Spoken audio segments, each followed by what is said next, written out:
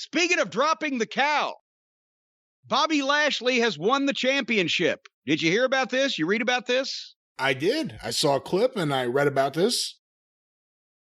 Help me with the history, Brian, because which world champion did Miz beat at the big show recently when he cashed in the briefcase? He beat Drew McIntyre. He beat Drew McIntyre. Which we were questioning as soon as it happened. As soon as it happened. We're like, certainly he's not going to WrestleMania as champion. So then, less than a week later, he loses in convincing fashion to Bobby Lashley. So now, we hopefully will get the match that we were wanting, which was Lashley and McIntyre, correct? Well, there are people who think that. The other rumor was Lashley and Lesnar, but I don't think that seems as likely right now. But obviously Lashley and McIntyre make sense, and although not built up the way I would, with McIntyre dropping the title to The Miz, in WWE fashion, it does kind of make sense. The writers set and figured out over a 3 or 4 hour period of time how that they could use some kind of convoluted logic to justify all of this. And it figures in that Lashley lost his U.S. title without losing in the 3-way match. Blah, blah, blah, blah, blah. We mentioned that at the time. So Bobby Lashley comes out after a match that he was in that he did not win and then beats up Drew McIntyre. But then here comes The Miz and blah, blah, blah. So they figured out a way to make it make sense in their minds, as whether or not it is the best method of promoting a major championship match at WrestleMania is another question. But then again, they don't need to sell any tickets anyway, so who gives a flying French fried titty fuck, right? But as a match, it was what it was supposed to be, or what it should have been, which was Bobby Lashley being completely physically dominant over The Miz running and ducking, and it being a lumberjack match, and him having to be thrown back in and getting no offense and being treated like a dish rag and then beat flat in the middle, 1, 2, 3, like a plate full of piss. But then doesn't it make your fucking company and your championship look like shit when a person that ineffective and ineffectual and unthreatening could, even following whatever bizarre rules you have in place at the time, become one of your world champions? Does that make sense? Again, if you wanted to get the title on Lashley, so that I guess the idea would be that McIntyre gets another title win at WrestleMania this year, maybe there'll be some fans there this time. Well, wait a minute. Hold on now. You think then they'll turn around and have McIntyre beat Bobby Lashley at this point now in a month? I was thinking that was the goal, was to give McIntyre a win with fans.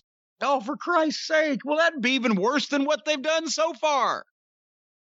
They need to get somebody over and stick with it. For fuck's sake.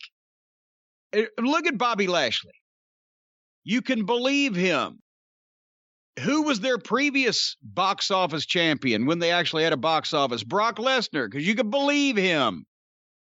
If anything, I would try to talk Brock into coming back and putting Lashley over at WrestleMania just to further strengthen him, and then let him run with this thing for a fucking year and do the same thing they should have done with Drew McIntyre.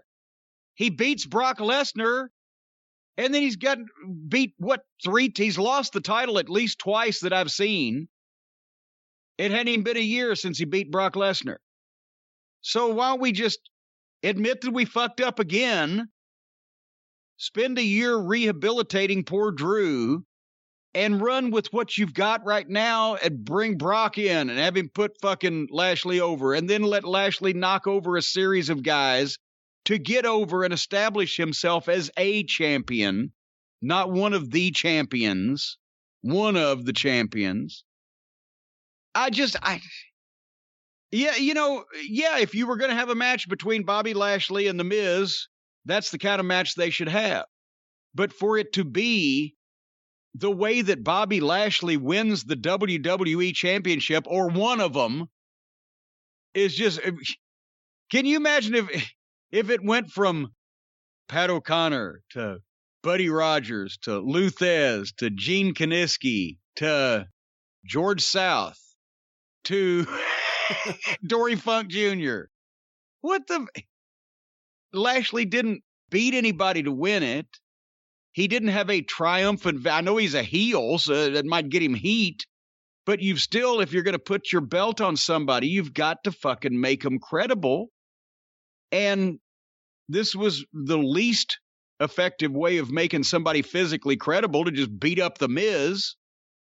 And with the title being bounced around so often back and forth, people win it and lose it on fucking Raw or whatever. It takes a year to get a guy over in a spot like that. It doesn't take a fucking week or a wins. I don't know, I'm glad he has it, but geez, they couldn't even have bothered to try to get the guy over by putting it on him instead of just making it a TV angle, a disposable thing for that week. Of course, this also means we won't get The Miz defending the title against Bad Bunny at WrestleMania. Well, thank God. I was worried that they'd put the Bunny over, because he's more over than The Miz. Apparently, he's more over than everybody else they've got, too. But that would be a further fucking downhill slide for, I don't know who.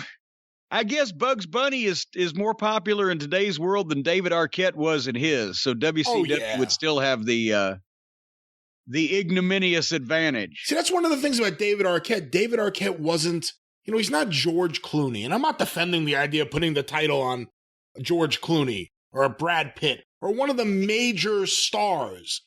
He was David Arquette. It's such a notch below. Bad Bunny is a big, significant star right now. I will say this too. We don't watch because WWE is awful and it's painful. We do the pay-per-views, but weekly television is a rough go.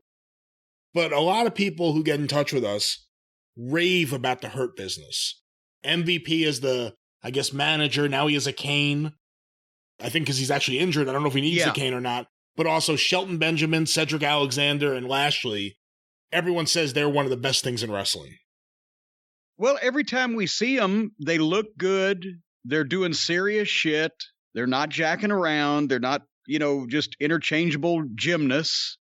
I can say, once again, if it wasn't such a slog to watch the programs as a whole and the filler and the bad comedy and the skit writing that we get foisted off on us, it would be wonderful to be able to see Heyman and Roman Reigns together, or the Hurt Business do their thing. But it's you get 10 or 15 minutes of some brief enjoyment in the middle of 3 hours of fucking dreck.